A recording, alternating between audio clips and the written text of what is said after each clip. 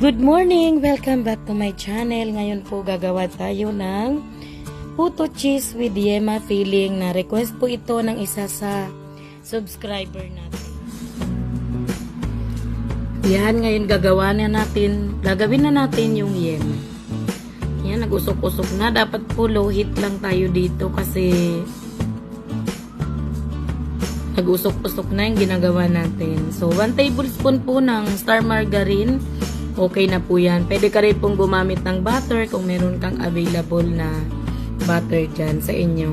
Wala na akong butter, naubos na, kaya margarine na lang. Yan, lilagay ko na po yung isang latang gatas. Ito pong yema na to ay makakagawa siya ng 3 cups na puto mixture. Kaso ako po dalawa lang yung gagawin ko. Ayan, yung dalawang itlog natin.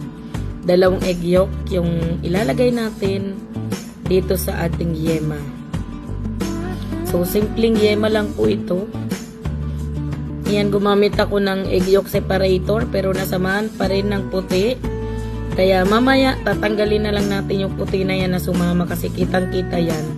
Ayan o, nakita nyo. So, yun, ganun lang. Maglalagay din ako dito ng, ng artificial na langka flavor. Dagdag aroma, dagdag flavor, dagdag bango ng ating yema. So, optional naman po yan. Kung wala kang ganyan, pwede ka namang di maglagay niyan. Magagawa mo pa rin naman ng perfect ang yema filling mo kahit wala kang langka. So, tuloy-tuloy lang to. Medyo matagal lang, tiyagain mo lang hanggat sa lumapot. So, pinutol ko na yung video kasi masyado nang mahaba. Alam ko, maiinip na naman yung iba sa inyo. So, ito po, pagka ganito na, halos tapos na po ito. At papatayin na natin yung ating kalan. Induction cooker tayo nagluto para di tayo mahirapang mag-video. So, set aside lang yon at gagawin na natin yung puto mixture. So, yung dalawang egg white ang gagamitin natin para dito sa paggawa ng puto mixture. So, since ang yema filling ko ay matamis, so instead na 1 cup of sugar yung ilalagay natin dito sa lulutuin natin ay 1/2 cup sugar lang yung gagamitin natin. At dinadagdagan natin ng sugar. So, di na ako gumamit dito ng electric mixer kasi hindi naman tayo gagawa ng icing. Di naman kailangan mag-stiff. So, basta na-mix natin na maayos ay okay na yan. Then, maglalagay na tayo ng 2 cups ng all-purpose flour. So, 2 cups yung gagawin natin para hindi naman masayang yung yema natin. Kasi nga ito para sa 3 cups. So, naglagay din ako ng 2 tablespoon ng baking powder. So, maglalagay pa rin ako dito ng tubig. At ang tubig po na ilalagay ko ay 1/2 cup. Ayan din po yung coconut oil. 5 tablespoon. Pwede kang gumamit ng melted butter or melted margarine. 5 tablespoon pa rin po ang gagamitin mo.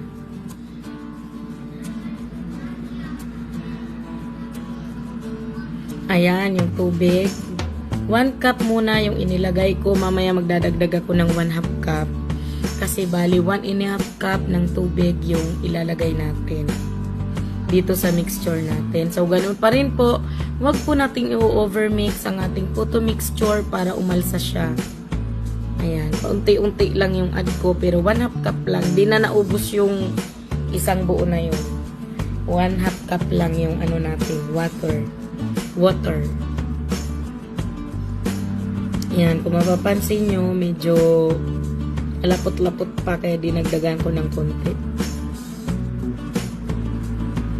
Ayan, sakto na yung ganyan. Di na natin tinodo yung another buong cup. 1/2 cup na lang. Ayan, at this time, dito na naman tayo sa puntong magsasala na naman tayo ng ating mixture. So, kung ayaw mo pong magsala, okay lang din. Basta ako po, lagi akong nagsasala para makinis po yung puto ko. Makinis pa sa akin. At ngayon dahil nakapagsala na tayo, maglalagay na tayo sa molder. So, isa munang tablespoon, tapos kalating tablespoon ng yema.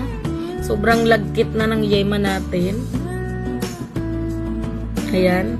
1/2 tablespoon lang po ng yema or pwede ngang 1 teaspoon lang kasi kapag sobrang daming yema po ay lumalabas siya. So, yun yung aking tip for the day. Sa yema puto po dapat di masyadong marami yung yema kasi pag masyadong marami ay lumalabas po siya pagka in-steam natin. Lumalabas yung yema. Ayan. Tapos lalagyan pa rin siya natin ng cheese sa ibabaw kasi yung cheese pambalance po yan ng tamis para may alat-alat. Yan. Tuloy natin hanggat sa magawa natin. Ang unang salang natin ay 8 large puto. At ang pangalawang salang ay 8 large puto din. O, diba ang puti ng puto natin? Ayan. So, meron ulit balot yung steamer.